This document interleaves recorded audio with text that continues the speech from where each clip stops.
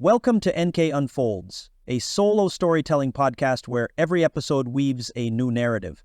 I hope the stories I share will inspire, entertain, and maybe even challenge your perspective. So sit back, relax, and let's unfold a new story together. I've got a story for you today, one that reminds me of how even small moments can lead to something extraordinary. It all starts in a quiet little town not too far from here where a woman named Emma was going about her usual morning routine. She walked her dog every day, stopping by the small park that had this tiny wooden structure, like a little house, really. It was the community's little library. If you don't know what a little library is, it's a concept that started years ago, where people can leave books they no longer need and others can take a book that catches their eye. No fees, no rules, just the joy of sharing stories with strangers. For years, Emma had seen people come and go, exchanging books, chatting briefly, then heading off in their separate directions. But there was something about this particular morning that felt different.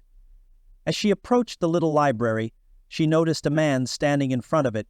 He wasn't just browsing, he seemed to be deep in thought, holding a book in his hands, not looking at the titles, but lost in his own world. Emma, being a naturally curious person, walked over and smiled. "Finding something good?" she asked, trying to break the silence. The man looked up and smiled back. "I don't know," he said. "I was just hoping something here would speak to me today." No, it's funny, isn't it? How we all have those moments when we feel like we're searching for something but can't quite put it into words. Emma, for some reason, felt this instant connection to him. Maybe it was the way he looked at the books, like he was searching for a piece of himself between the pages. Or maybe it was because Emma, too, had been going through a tough time lately and understood that sense of longing. Emma took her time and didn't ask him to drive her on the journey of looking for a better future.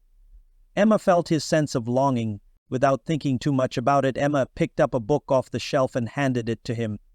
"This one might be just what you're looking for." Before Emma could say another word, he walked off, the book clutched in his hand. But what happened next was something neither of them could have predicted. A week later, Emma was walking through the park again, and this time she saw the man sitting on a bench, the same book open in his hands. He looked up and waved at her, smiling brightly. "I finished it," he said, "and it was exactly what I needed." The man took the book, his eyes softening, and looked at the cover. "I'll give it a try." "Thank you," Emma smiled, her heart swelling with warmth. "I'm glad. So, what's next?" He closed the book and looked at her with a glint of hope in his eyes. "You know," he said, "I think I need to pass it on. I'm going to leave it in the little library for someone else. Maybe they need it too." And just like that, Emma watched him walk to the little library and leave the book inside. It was a simple act, but in that moment, the exchange of that book felt like a reminder that sometimes it's not about grand gestures or big moments.